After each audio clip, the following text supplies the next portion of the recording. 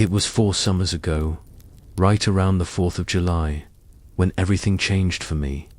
I was 16, bored, restless, grounded for mouthing off to my dad, and stuck attending one of those bland neighborhood block parties.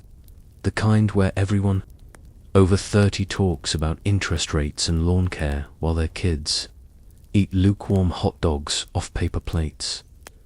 The party wasn't even on our street. It was hosted 2 blocks over on Sycamore Lane, where the houses looked the same but cost about 10 grand more. My parents insisted I socialize, but all I wanted was to be anywhere else. That's when I spotted Jude. Jude lived a few houses away from me, tall, wiry, and obsessed with comic books and hacking tricks he saw on YouTube. He wasn't exactly cool, but at least he was familiar. We hung out in the back, tossing bottle caps into a trash bin and pretending we didn't hate every second of it. Eventually, Jude leaned in and whispered, "Hey, doesn't that girl Lenora live over on Palmetto Drive?" I nodded. Everyone knew Lenora. She was the class queen, the kind of girl who sat in the front of the room and still made it cool. Rumor had it, her dad owned half the property in town. Jude smirked. "Let's go Dorditch her." I wasn't feeling it. I mumbled something about getting in more trouble, but Jude was already walking down the street, daring me to follow. And like an idiot, I did. By the time we reached Palmetto Drive, the sky had turned violet, and the first amateur fireworks cracked in the distance. The houses here were bigger, spread further apart, and framed with thick hedges. Jude pointed to a 3-story colonial with stone columns and a circular driveway. "There," he said. "No lights," I noted. "No car either," he said. "Must be out of town." I stood back, my sneakers crunching on the gravel, while Jude crept up to the door. He turned the handle, it opened. I didn't even have time to say what the hell before he stepped inside. "Jude, are you serious?" "Just a quick look," he whispered. "Come on." Every instinct told me to walk away, but I didn't. Inside, the air was unnaturally cold. A faint floral scent drifted through the rooms, the kind that comes from artificial sprays, not people. The place was spotless.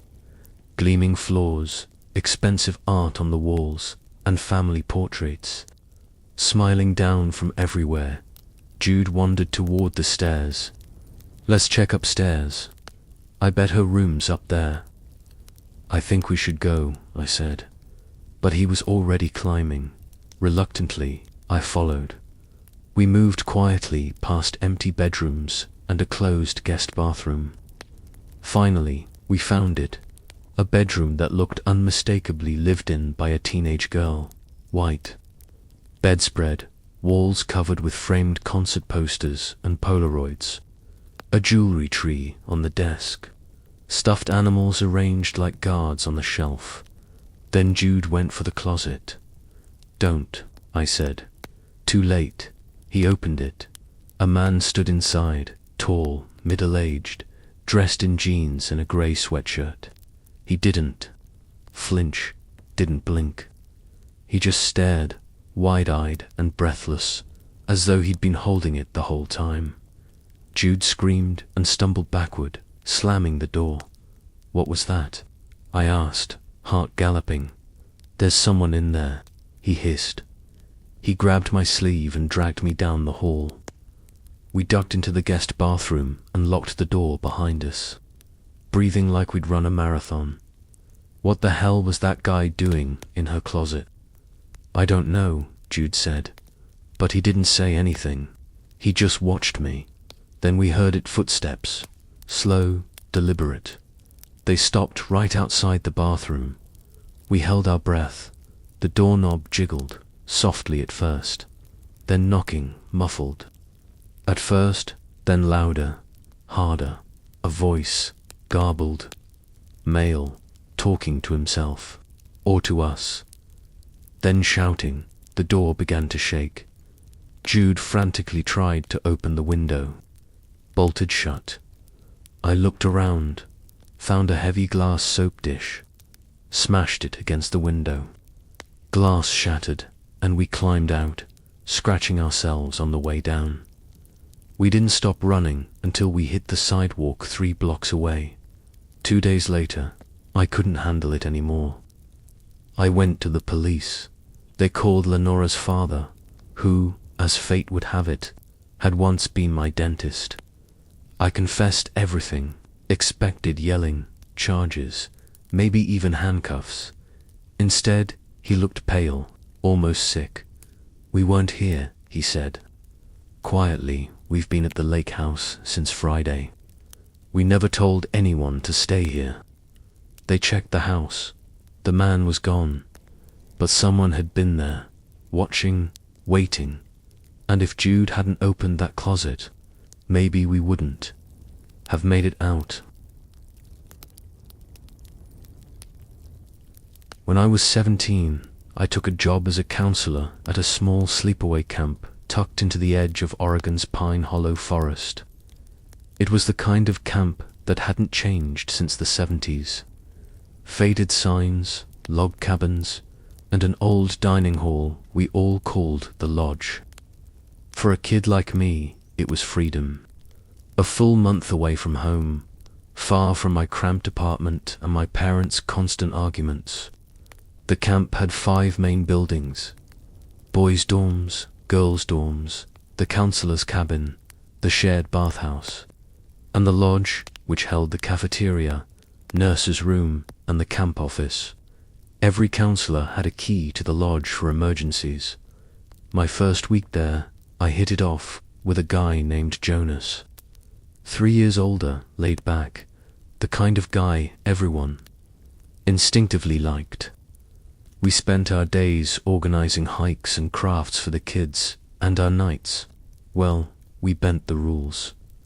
One Friday, a couple of the girl counselors snuck out with us to the woods behind the cabins. Just past the boundary line, we found a spot beneath the pines to smoke. It was harmless fun, laughter echoing in the trees as we passed around a joint. One of the girls was mid-sentence. When we heard it, a sharp crunch of leaves, we all froze. Heads turned in unison. Another step, close, then flash, a bright white burst, like a camera. No one moved for a full 5 seconds. Then Jonas muttered, "Shit," and we all scrambled, cutting the session short and jogging back to camp, silent and jittery. Back at the cabins, paranoia set in. Had someone taken our picture? Were we caught? I couldn't shake it.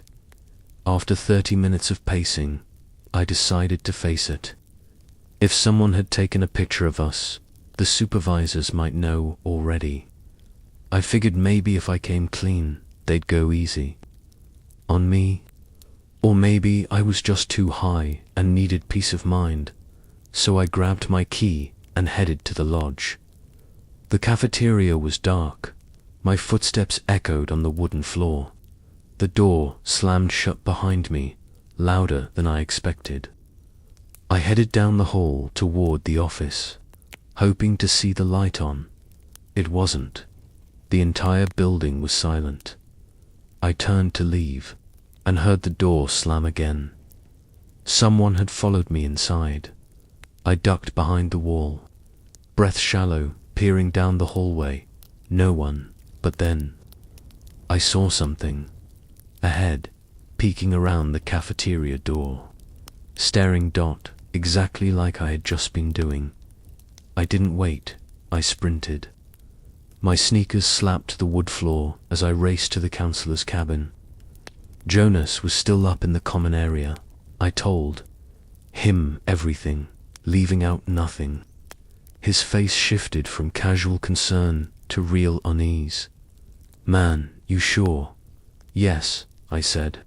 He was watching me. He locked the main entrance and told me to crash in his room for the night. I could tell, under all that calm, he was rattled too. I lay awake for hours. The cabins had no blinds, so moonlight usually poured through the windows. But that night, clouds had swallowed the sky. Pure darkness, until it wasn, single quotes, another flash, no thunder, no rain. Just light. I sat up and turned to the window. A figure stood. Outside, not moving, not trying to run, just watching. He waved, slowly, like he'd been waiting for me to look. I screamed and ran to Jonas's door. He jumped out of bed, heart in his throat, and followed me back to the window.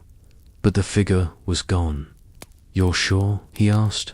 "It wasn't lightning," I said. "He was there, right there." We sat awake the rest of the night. No one else in the cabin heard anything. The next day, I told a supervisor. She looked tired, unsure of what to do. She told me I could call the police if anything else happened. But nothing did. Not until the final day of camp, the kids had gone home. We were packing up. That morning, I woke up to something taped to my window for photographs. A zoomed-in picture of me and Jonas in the woods that night, with the girls. A photo of me asleep in bed. A shot of me entering the lodge that night. And a final image, my car. A tight close-up of the license plate.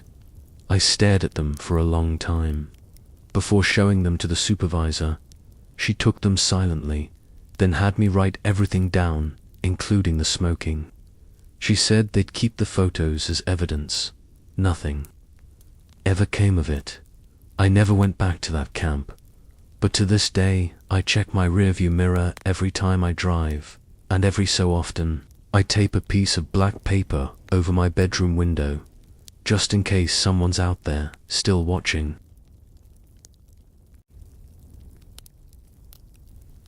In the summer of 2018, my girlfriend Riley and I rented a beach house in a quiet section of Blue Cap Cove, a small hamlet tucked into the eastern edges of Long Island. It wasn't one of those popular tourist beaches. This place was quieter, more local, the kind of spot you only hear about from someone who's been there. We'd been together for 7 years at that point, and this getaway was supposed to be a much-needed reset. Riley was recovering from a rough few months at work, and I'd been grinding too hard at my freelance job, so we decided to book a 2-night stay through Airbnb. The photos looked like something out of a dream: white-paneled siding, weather-worn, deck chairs, and a backyard pool that led straight into rolling dunes and a private beach beyond. When we pulled in that first day, it was even more beautiful than we'd expected. The house was isolated, perched near the end of a long gravel road with only a single neighbor barely visible down the shoreline. The beach, wrapped in early afternoon sunlight, was empty except for the occasional distant silhouette of a jogger or dog walker. We dropped our bags, popped open drinks, and spent the first day alternating between lounging on the sand and floating lazily in the pool. That night, we grabbed food and hit a couple local bars before heading back to watch a movie. Everything felt perfect. The second day was more of the same. Around 4 or 5 in the afternoon, we started packing up our towels and empty bottles. I stood and stretched, glancing back toward the house, and paused. Someone was in the upstairs window. They weren't moving, but I could clearly make out a silhouette. Head, shoulders, hands against the glass, like they were looking down at us. The sunlight reflected sharply off the pane, creating a warped shimmer, but I swear I saw eyes. I grabbed Riley's arm. "Look, up there, someone's watching us." She squinted. "I don't see anyone." I looked again. Gone. Just my own warped reflection in the glass now, trying to act calm. I told her to keep packing while I went to check. I bolted through the back door and up the stairs 2 at a time. Flinging open the door to the master bedroom. Empty. I checked the closet, under the bed, and even the attic pull cord. Nothing. The only sound was the hum of the window AC unit vibrating faintly against the frame. Riley came in a minute later, carrying towels and a cooler, and I didn't say anything else. Maybe I'd just imagined it. Maybe it was the sun, or dehydration.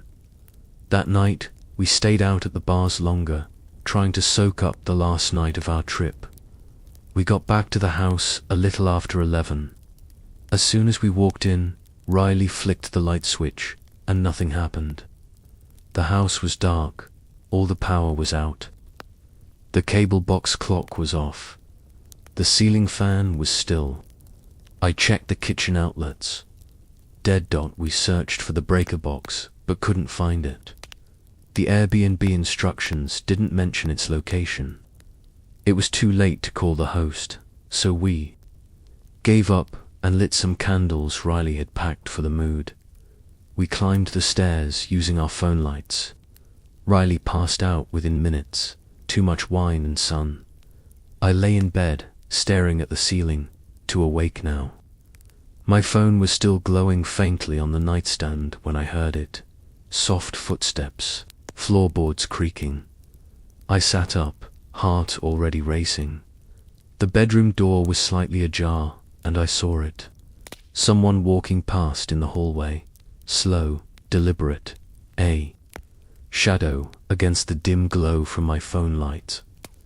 I covered my mouth instinctively. My legs moved before my brain caught up. I stepped over Riley and ran to the door, slamming it shut and throwing the lock. Immediately, the knock came. 3 slow knocks. Then a voice, low and muffled. "It's the landlord. I came to fix the power." I didn't respond. Another knock, harder. Then the doorknob began to rattle, twisting, shaking. The door thumped violently, as if a shoulder was being thrown into it. Riley woke up, screaming. I grabbed her hand. "Call the cops." I shouted. The banging stopped. Silence. Just the sound of our breaths and the worry AC unit. A minute later, the front door creaked open. We hadn't locked it. Then came footsteps downstairs. Louder now, multiple. And finally, voices. Clear, professional. "Southampton Police. Is anyone here?" We flung open the bedroom door and ran into the hall. 2 officers stood at the bottom of the stairs, flashlights cutting through the dark. They told us the front door was ajar when they arrived. They searched the house from top to bottom. No one was found. Nothing stolen. No broken locks. They helped us find the circuit box in the garage behind the house. The breaker had been switched off. We left first thing the next morning.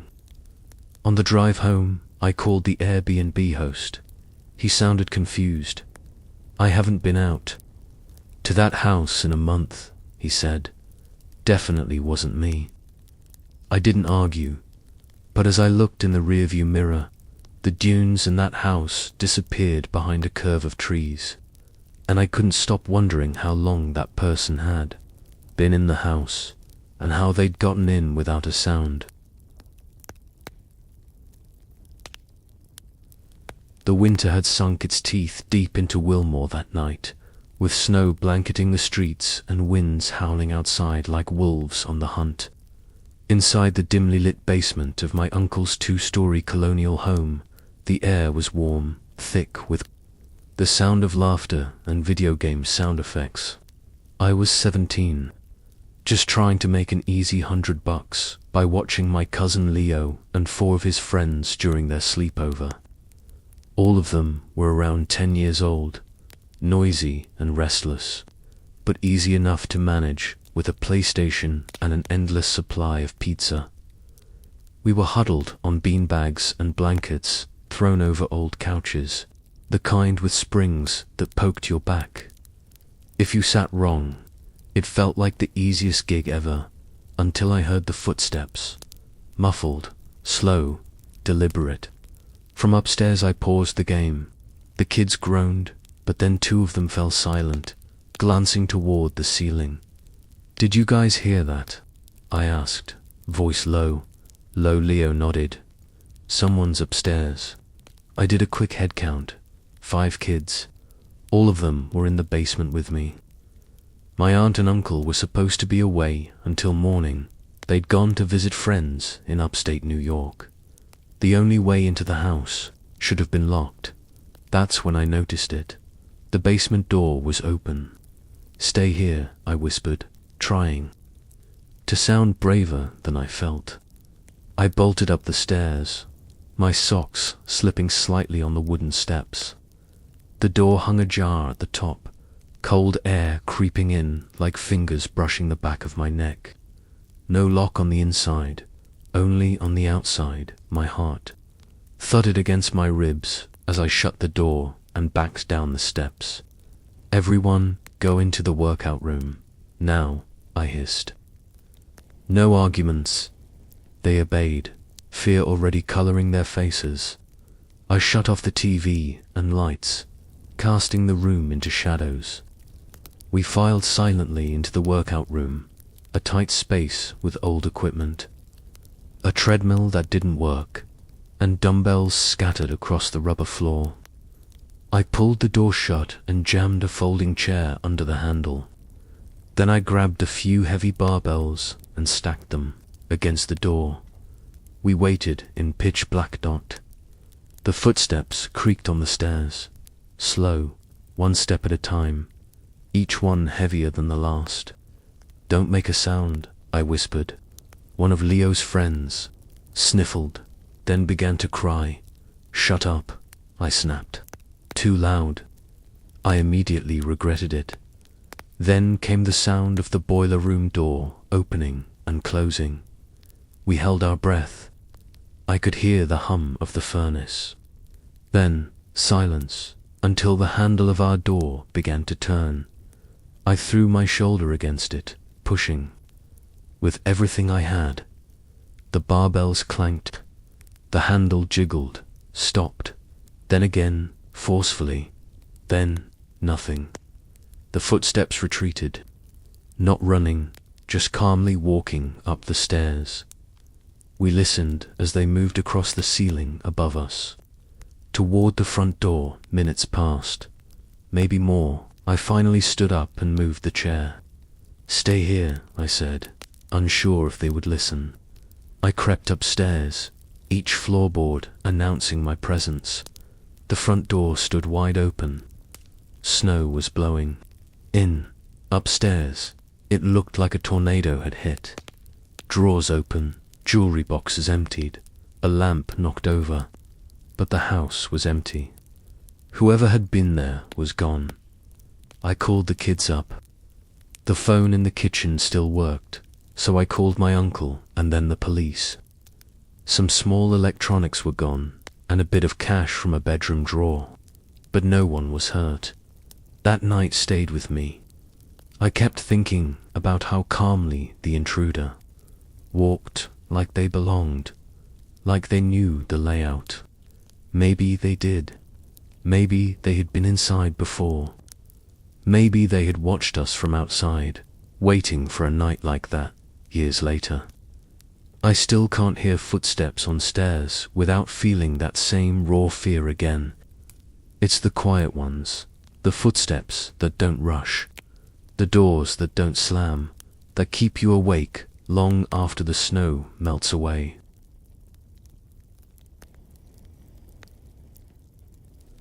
The blizzard had swallowed the town of Lakeside whole. Snowdrifts piled against doorways, and wind screamed through the trees like something alive. It was a Friday night in early January when I agreed to babysit for a couple I barely knew.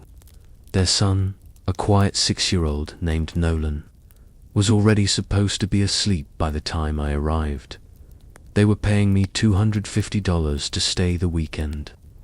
I was 15, desperate for money, and the house was massive, warm, and stocked with snacks. I figured I'd just binge-watch old horror movies on the leather couch and ride out the storm by midnight. I was half asleep on the couch with a blanket over my legs and a movie droning softly. That's when I heard the knock. 3 slow, deliberate knocks. I stared at the door, then checked the time. 11:57 p.m. I wasn't expecting anyone. My stomach tightened. The couple had told me under no circumstances should I open the door to anyone. Then came the voice. Open the door. It wasn't a request. It was shouted, rough and full of fury. Then again, open the *****ing door. I jumped to my feet and backed into the kitchen, grabbing the landline.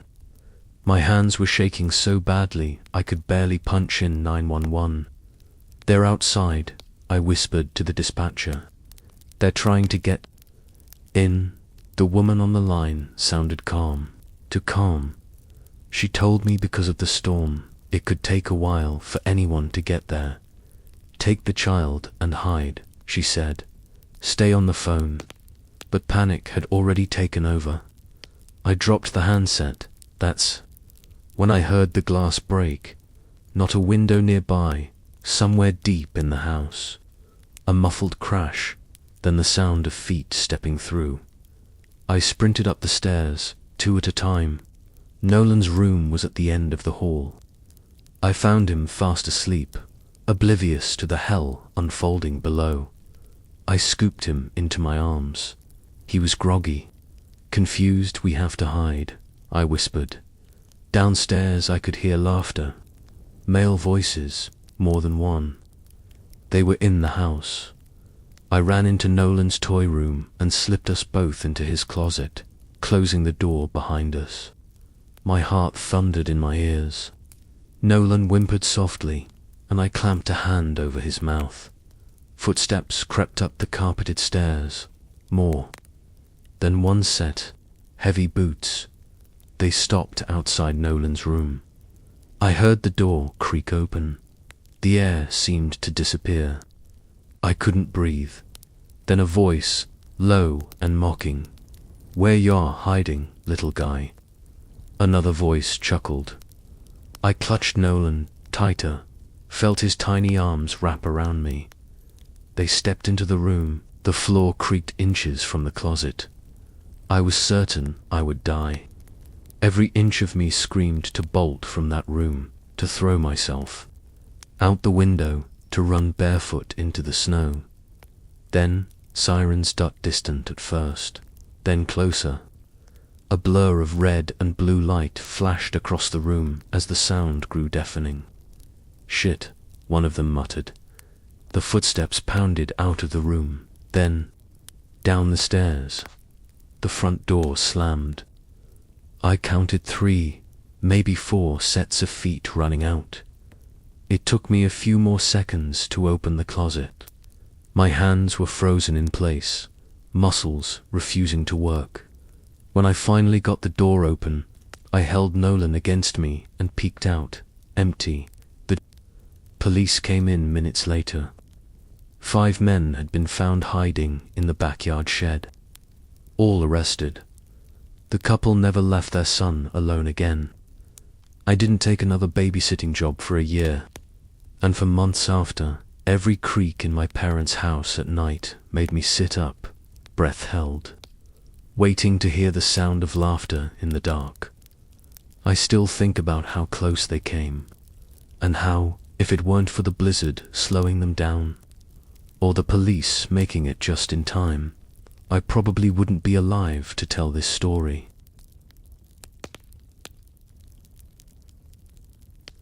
Babysitting in the affluent neighborhood of Brookhaven was usually easy money.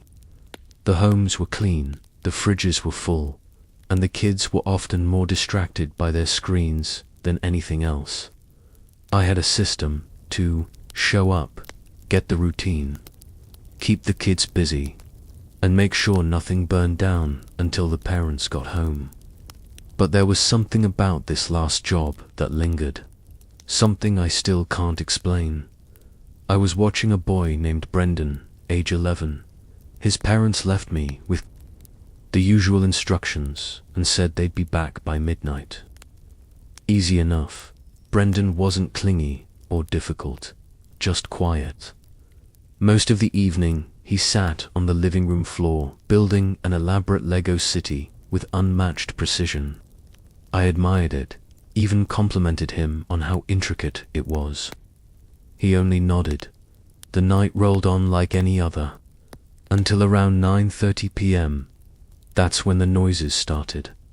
It began with the front door, creaking dot. I checked.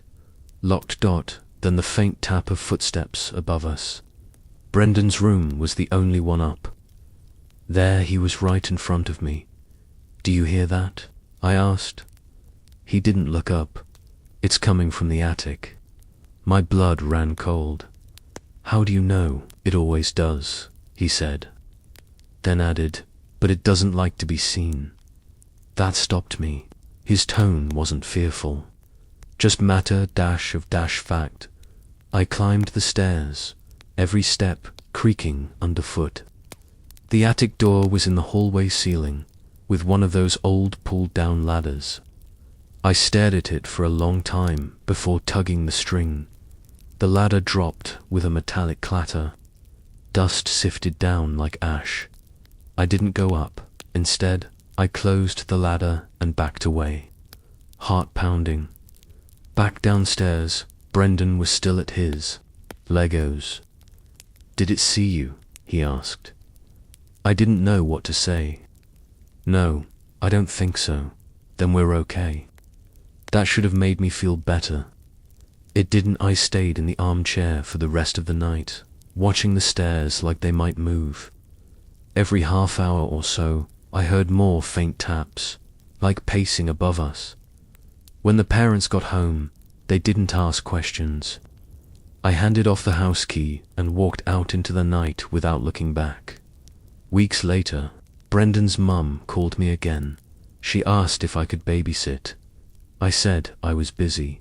She sighed. "It's just ... Ever since we moved in, Brendan talks to the attic. Says something lives up there. We had it checked. Nothing.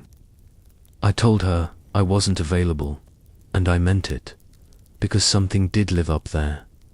I didn't see it, but I felt it. I heard it, and it was waiting. It knew the sound of my footsteps. It knew I had almost opened that door, and I don't think it would have let me leave if I had."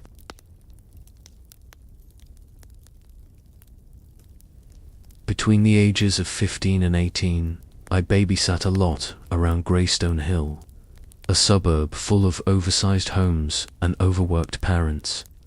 The pay was always solid, and I learned quickly to expect weird kids, clingy toddlers, or strange house rules, but none of that prepared me for Michael. Michael was 12, awkward and dead silent when I met him. He barely nodded when his parents introduced us. They were leaving for an overnight business trip and insisted he wasn't quite old enough to be alone. "We know he's quiet," his mum said at the door, "but he's imaginative. He might need a little extra patience." I didn't think much of it. I figured I'd hang out in the guest room, maybe scroll through my phone or watch something. But the moment they left, Michael vanished into the toy closet on the second floor. It wasn't a small closet. It was practically a tiny playroom tucked off the side of the guest bedroom.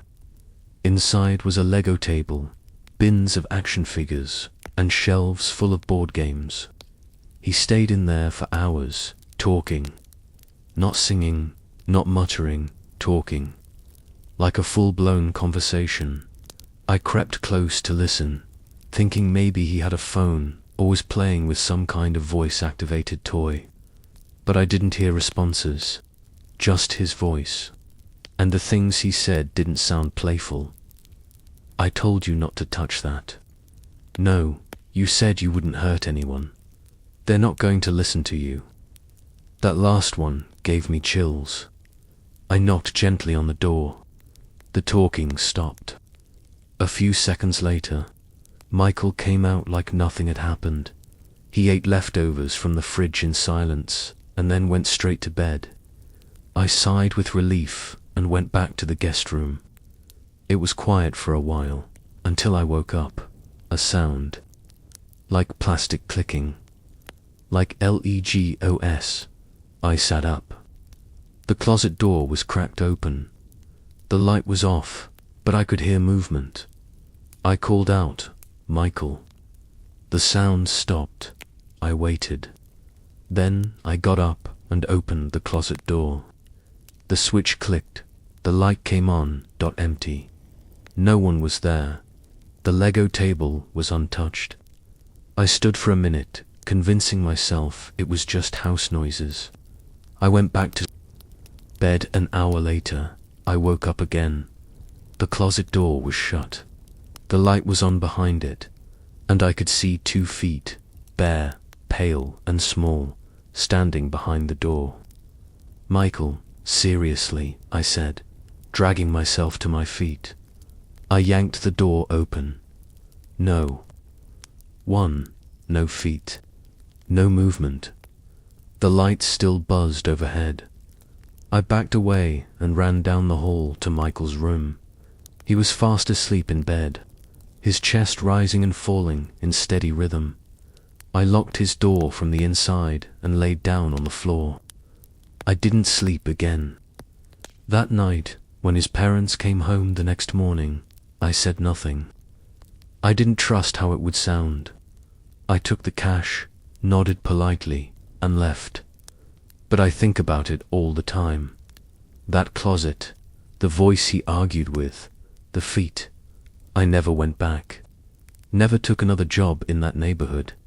Some things, I think, are drawn to children. Some things use them to speak, and some doors aren't meant to be opened.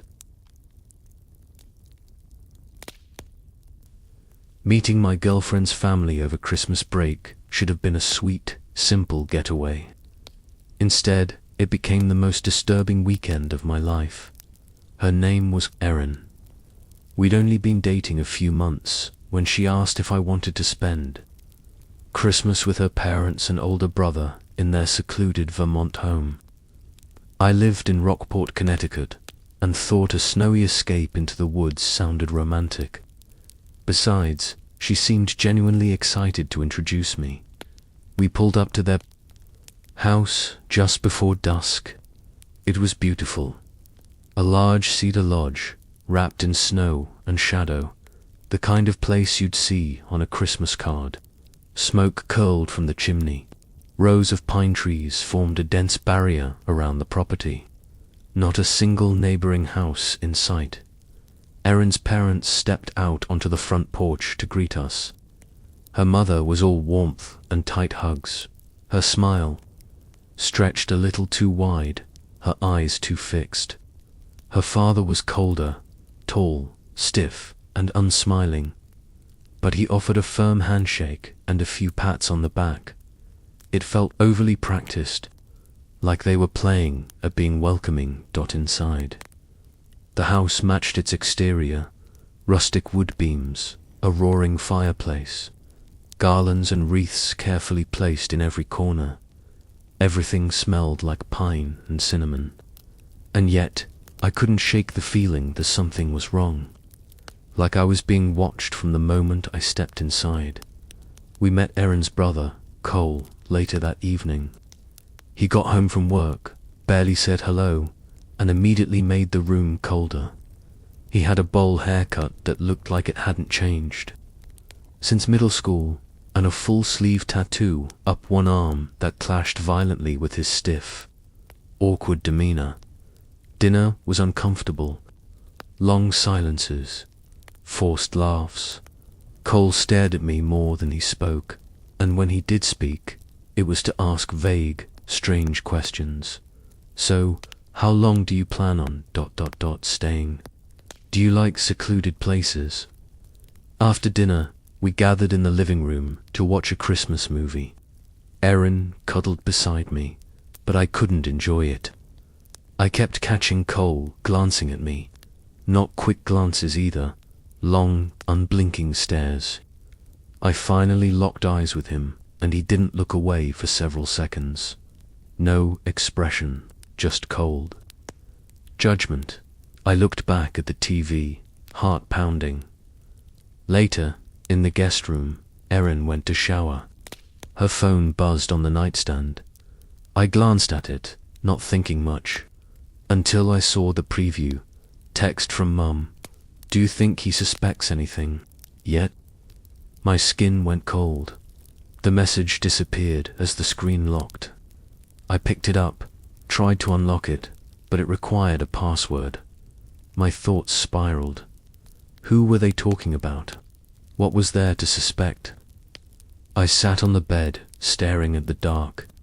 Screen until Erin came back, towel around her shoulders, humming softly. I couldn't look at her the same. My words came out cold, clipped. She noticed everything okay. I nodded and lied. Just tired. She got into bed and turned off the lamp. I lay there, heart racing, eyes open. Hours passed. I couldn't sleep. I kept thinking about that message. The way Cole looked at me. The too perfect house. At exactly 2 a.m., Erin quietly slipped out of bed. She moved like she didn't want to wake me. But I was already awake. I stayed still, barely breathing. She came to my side of the bed and stood there for a long moment. I could feel her staring at me. Then she left the room. Moments later, I heard soft creaks on the stairs. Then more footsteps. 2, maybe 3 sets. I slipped out of bed and moved to the door. Opened it just a crack. I could hear voices below. Low, murmuring, from the dining room. When I go back up, you stand by the door, Erin said, Cole responded. But I couldn't make out the words. My chest tightened. I backed into the room, grabbed my bag, phone, keys. I needed to leave. Now, as I turned on the bedside lamp, I nearly screamed. Erin's father was sitting in the corner of the room, motionless, staring straight at me. Expressionless, I dropped everything and ran. I didn't stop to put on my boots. I didn't zip my jacket. I bolted through the front door, down the snowy steps, and into my truck. The keys shook in my hands as I started the engine. I tore out of the driveway, fishtailing briefly before finding traction and speeding down the empty road at the first gas station I found. I locked my doors, hands still trembling. That's when I saw the text from Erin. What the hell happened? Didn't answer right away. When I got home that night, I finally replied, I don't know what you and your family were planning. I don't want to know. Don't contact me again, and I won't go to the police. She never responded, and I never found out what they meant by suspect anything. But I still see her father sometimes, in my dreams, sitting in that chair, staring, not moving, not blinking, just waiting. It was Christmas Eve, just past 1 a.m., and I was alone in the den of our old 2-story house in Pine Hollow. Snowstorm outside, movie playing low on the TV, everything lit by the soft blue hue from the backyard floodlight. I always stayed up. Late on Christmas Eve, something about the silence and falling snow made it feel magical. I left the window slightly open, letting in just a sliver of that cold December air. It made everything feel more real. I could hear the soft hum of wind and the gentle patter of flakes. Then, from the corner of my eye, I saw movement. A figure, a shadow. I turned quickly to the window, heart skipping. But there was nothing, just the snow. I stood, crept over, and scanned the yard. Trees stood still. Snow drifted silently. I shook my head, told myself I was being paranoid. 10 minutes passed. I returned to the couch, let the movie pull me back in, and then, bang. The backyard gates slammed shut. It was loud, violent, unmistakable. I shot up and grabbed my jacket, slipping on my shoes. I stepped outside onto the back porch. Wind clawed at my face. The snow was deeper than before, and beneath the light, I saw something that made my stomach tighten. Boot prints.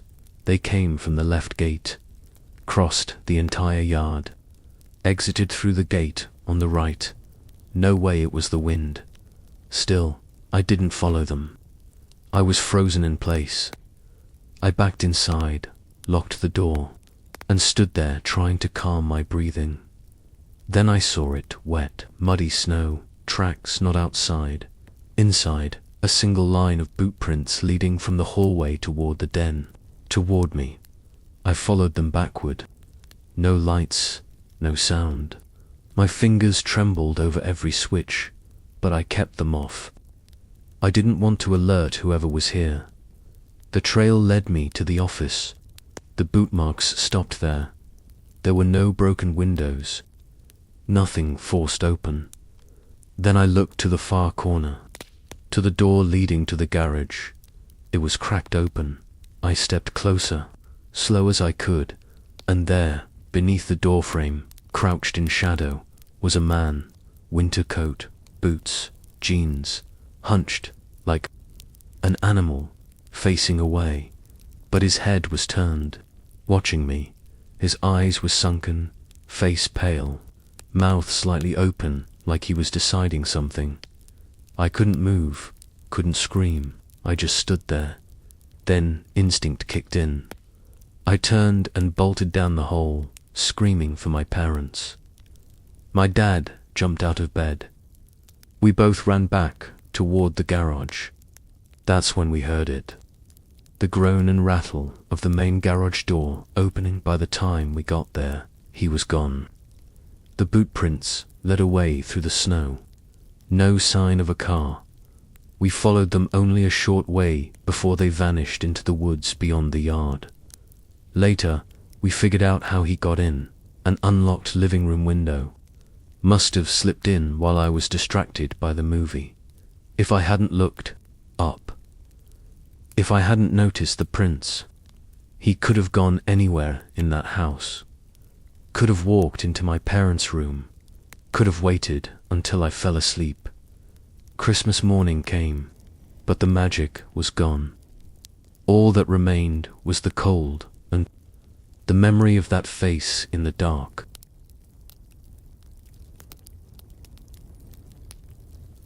I was 16 the Christmas it happened. My family belonged to this fancy country club in Westridge, a place where the adults wore scarves inside and the kids got everything they pointed at. Every December, the club threw a big holiday party at an old brick firehouse they rented out.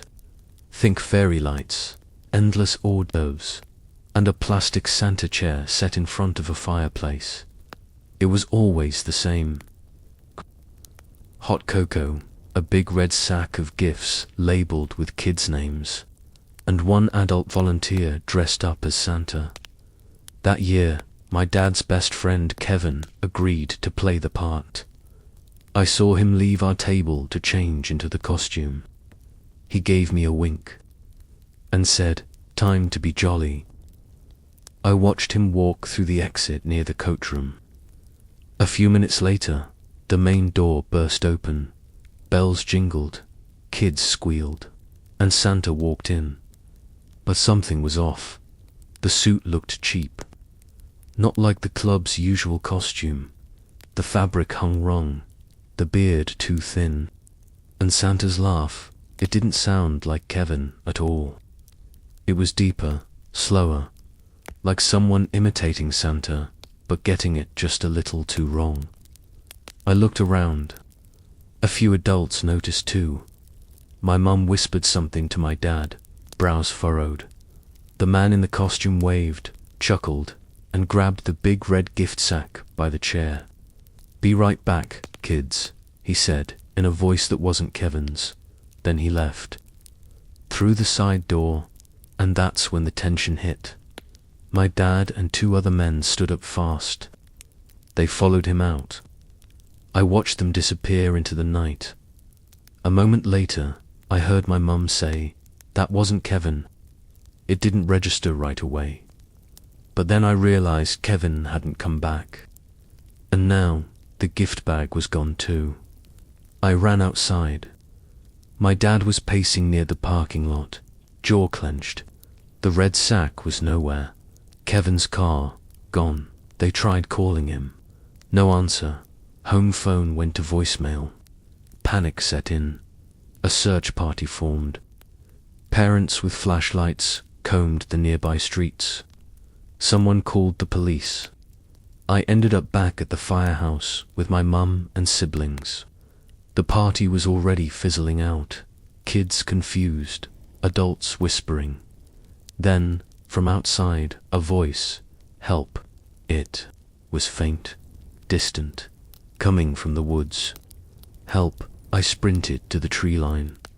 "Kevin, here, please." I didn't stop to get my dad. I followed the sound into the woods, heart slamming in my chest. I found him tied to a tree, blood down his face, his Santa coat shredded.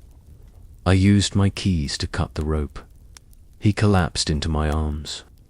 "They took my car," he gasped. 3 guys jumped me. One had a wrench, ... Later, he told the police they beat him unconscious before dragging him out to the woods. When he came to, the fake Santa had already taken the bag of gifts. The whole thing was a setup. They weren't after Kevin, they were after the gifts. Some of them had high-end toys, electronics, probably worth thousands. But it wasn't just theft. They hurt him, tied him to a tree in a snowstorm. That firehouse never hosted another Christmas party. And Kevin, he still has a scar on his forehead. He never talked about it again. And every time I see a mall Santa now, I feel that twist in my gut, because somewhere, someone wore that suit with a smile that wasn't theirs, and walked into a room full of children with a sack full of lies. 4 years ago, I took my little cousin and her 2 friends trick-or-treating. I was 14 then, just old enough to be saddled with the role of chaperone, yet young enough to still find Halloween fun. My cousin Riley was only 7, joined by her 2 classmates. For privacy, let's just call one of them Lizzie. I hadn't planned on doing anything that night anyway, so when my aunt asked me to walk them, I shrugged and agreed. Plus, I had a little deal worked out with Riley. Bring me back a second bag from each house, and I'd owe her big. It was a quiet, chilly October night, and our little group had wandered more than a mile from home before I realized how late it had gotten.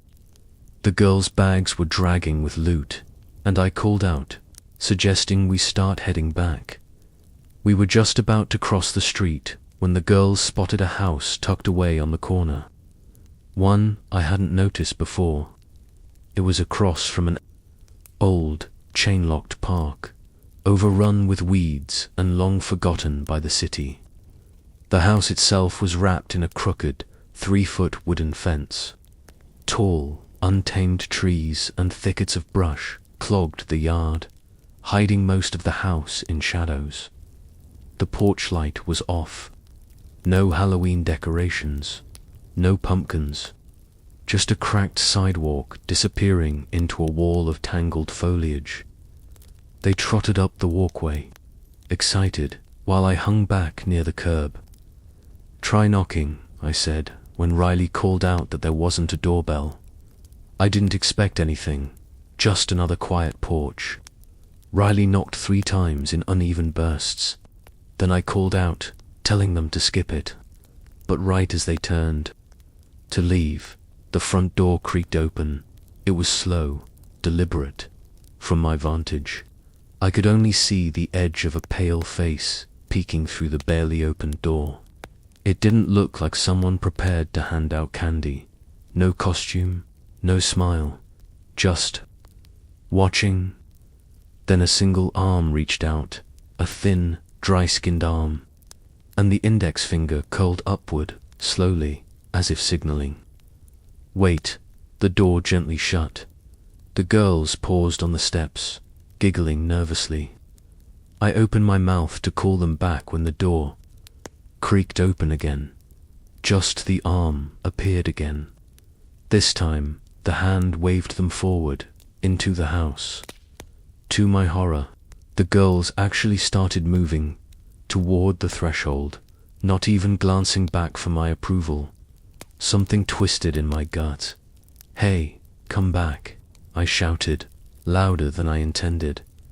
The door slammed at Riley, and the other girls jumped, stepping back as it thudded closed. They ran down the steps, spooked, but still giggling like it was part of some Halloween gag, but I didn't laugh. "That's enough," I said, taking Riley's hand and steering them down the street. My eyes lingered on that house. Just beyond the bushes, the blinds of one front window twitched.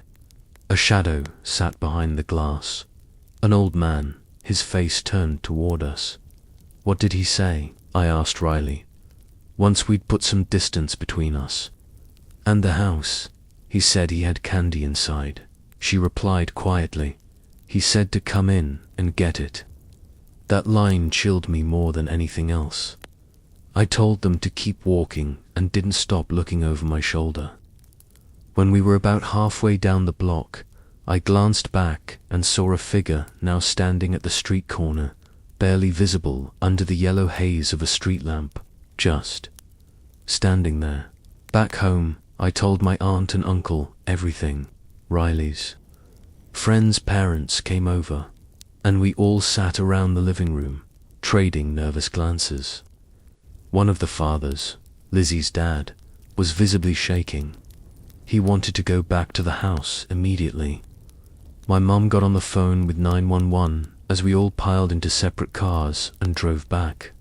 But the house was dark, too dark, before the police even arrived. A neighbor from across the street came out in a robe. "That place?" she asked when we pointed. "No one's lived there in months. Maybe longer." The chill returned, stronger this time. Lizzie's dad was the first to voice what we were all thinking. Someone squatting in there, maybe worse. Someone waiting for little kids to show up. It hit me then, how close Riley and her friends had been to walking through that doorway. Just a few more seconds, and the door would have closed behind them. Who knows what might have happened next? I still walk past that house sometimes. It's boarded up now, vines swallowing the roof. But I can never shake that image of the pale arm, the silent wave, and the girls stepping blindly toward it. Halloween. I learned that year isn't just masks and candy. It's shadows and silence. And sometimes, behind a quiet door, something waits.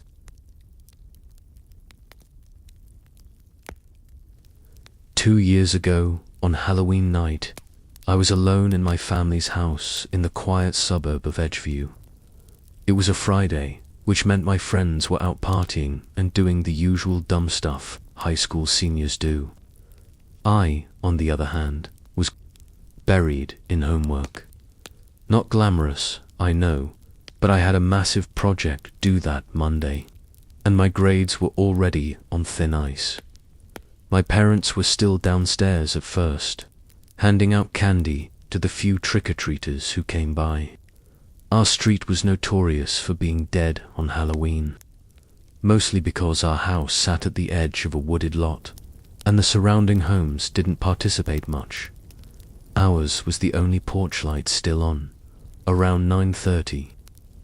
Our neighbors, the Adlers, came over, dressed in costume and in a frenzy. Their homemade outfits for a party were falling apart, and they needed help. My parents offered to assist and went upstairs with them, leaving me alone downstairs. I didn't mind. I'd just finished my work, and I figured I'd play some PS4, while keeping an ear out for the door. The knocks were few and far between. A group of kids showed up around 10, and then nothing for nearly an hour, until 11:07. 3 slow, deliberate knocks echoed through the front hallway. They felt different. I paused my game and stood up, my heart thudding a little harder than usual. Most trick-or-treaters were long gone by then. I grabbed the bowl of candy and headed for the door. Our front entrance has a small vestibule, a transitional space between the door and the living room. Whenever someone knocks, we lock the inner door behind us to keep our 2 dogs from barreling through. I did that now, turning the lock with a click before opening the front door. Standing there, illuminated by the yellow porch light, was a man. He was huge, at least 6'3", with broad shoulders and a thick neck. He wore a full Michael Myers costume, not one of those flimsy plastic ones either. This one looked professionally made, from the heavy coveralls to the white mask with dead eyes and matted brown hair. But what unsettled me wasn't just the costume, it was the silence. He didn't speak, didn't hold out a bag, just stared. I laughed nervously. "Trick or treat," I said for him, holding out the bowl. He didn't move. Just as I started to reach forward to drop some candy into his hand, he stepped forward, into the vestibule, into my house. I instinctively took a step back, the locked door behind me pressing into my spine. "Hey man, you good?" I asked, trying to sound casual, but my voice cracked. Still no words. That's when I noticed. He wasn't carrying a candy bag. No plastic pumpkin. No pillowcase. His hands were empty.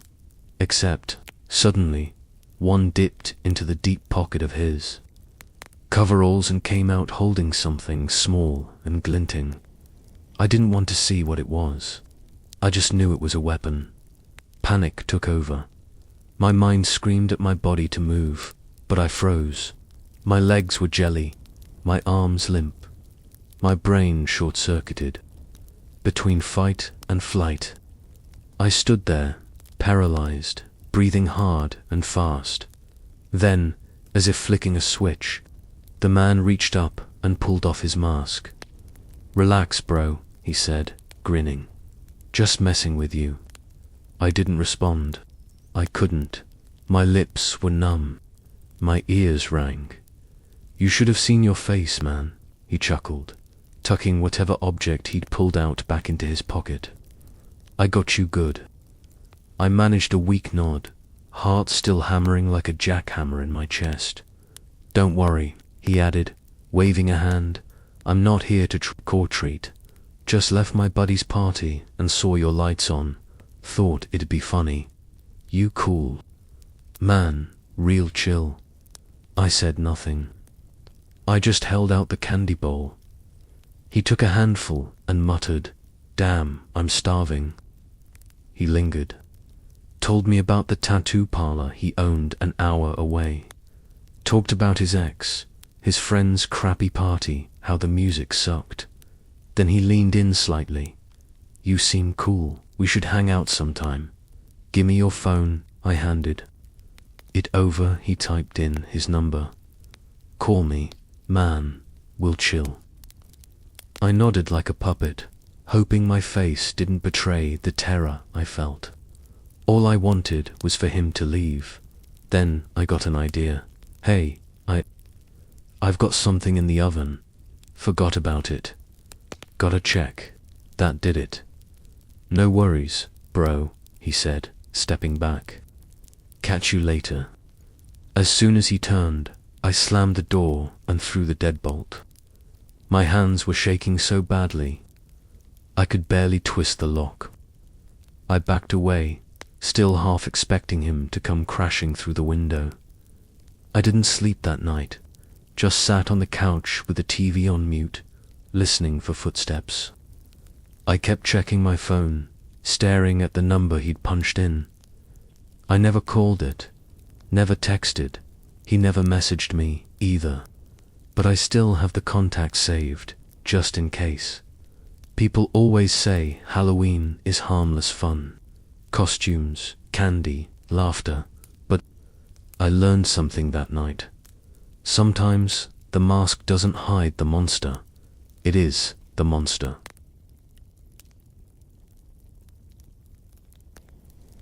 Halloween night, 2006. I was 14, and for what would become the last time in my life, I went trick-or-treating. My best friend back then, I'll call him Danny, was with me. We lived in a small New England town called Elridge, the kind of place where each street had a story, and every shadow had a name. It was a Tuesday, and that meant school the next morning. The streets were quieting down by 9 p.m., and the usual chaos, teens with shaving cream, kids pulling pranks, was practically non-existent. But Danny and I were on a mission. This was our last Halloween as kids, and we weren't quitting until our bags were full. The night had that perfect Halloween chill. Wet leaves stuck to sidewalks, the faint scent of pumpkin candles drifting through the air, and a low, restless breeze rustling the bare branches overhead. We worked our way deeper, into the east end of town, near the old woods and the edge of the interstate. Not many kids ventured that far, which meant more candy for us. Around 9:45, we found ourselves 3 houses down from a place we'd only heard about in whispers. Locals called it Ashpine House, though some just called it the Hollow. The property sat behind a twisted wrought iron fence, its black paint flaking off in strips. The house itself was a gaunt, grey Victorian structure, leaning slightly like it was trying to collapse in on itself. People said a man had been murdered there. Others said the whole family had vanished one night. Stories shifted over the years. Nobody really knew what was true, but every kid in town knew one thing: Ashpine was cursed. Danny was the first to speak. "You thinking what I'm thinking?" I looked at him. "You wanna knock?" He grinned. "Bet you $5 you won't." I climbed over the fence. The front steps were narrow and uneven, worn red bricks, slick from the light drizzle that had just started. Danny followed, his shoes squelching in the mud. The porch creaked beneath our weight as we approached the door. No lights, no decorations, nothing to suggest life inside. Just rot and shadow. Danny knocked 3 times, then joked, "Maybe the ghost hands out king-sized bars." I didn't laugh. Something about the place was off. It wasn't just spooky, it felt watchful. A sound shattered the quiet, a heavy thud, sharp and sudden. We both jumped. "What the hell was that?" Danny whispered. I turned my head toward the second floor. "Upstairs," I said. "Came from one of the rooms. Maybe something fell." Danny offered, but his voice was shaky. "Nope," I said. "Let's go." We hurried back down the path and vaulted over the fence. But before we could keep walking, Danny tapped my shoulder. "Look," he said, pointing up through the cracked, grime-streaked window on the second floor. Someone was watching us. The figure was unmistakable, a face, pale and sunken, pressed close to the glass. It wasn't just the sight of a person, it was the way they looked, blank, lifeless, as if they weren't just staring, but studying us. We didn't move. Neither did they. Then the figure jerked violently, like a puppet yanked by a string, and vanished from the window. We took off, We bolted down the block, but halfway down, we ducked behind a neighbor's wooden fence to catch our breath. Rain began to pick up, drumming against the wood in rhythmic taps. The fence had slats wide enough to peek through, so we crouched and watched the yard behind Ash Pine Dot. At first, it was silent.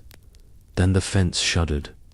A tremor rolled through it, not from the wind, not from us. It was like someone on the other side was running a hand along the planks. But we saw no one. We barely breathed, trying not to make a sound. Danny looked at me. "We have to run." I nodded. We stood up. But just before we turned, I saw something that will haunt me for the rest of my life. At the far edge of the fence, where it bent into the shadows, something moved.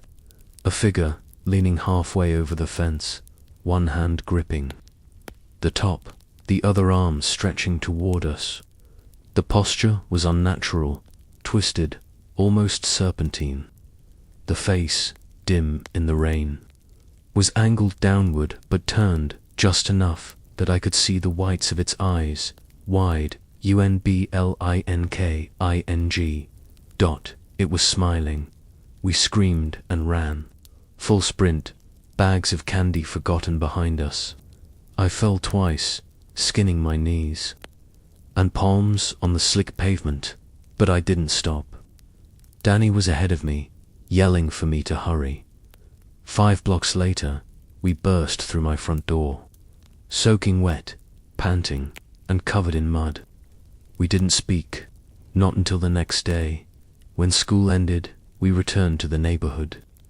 In daylight, Ash Pine didn't look nearly as frightening, but the fear wasn't in how it looked, it was in what it hid. We asked around. The neighbors were vague. No one knew who lived there, if anyone. One man said the for sale sign that had been there over the summer vanished suddenly. Another claimed he hadn't seen anyone enter or leave the place in over a year. We told them what happened. One woman, an older lady with a trembling hand, said simply, "That house should have been torn down long ago." I moved out of Elridge the following summer. I've never gone back, but some nights, in my sleep, I still see that window, that face, that twisted grin. Some houses aren't abandoned, they're waiting.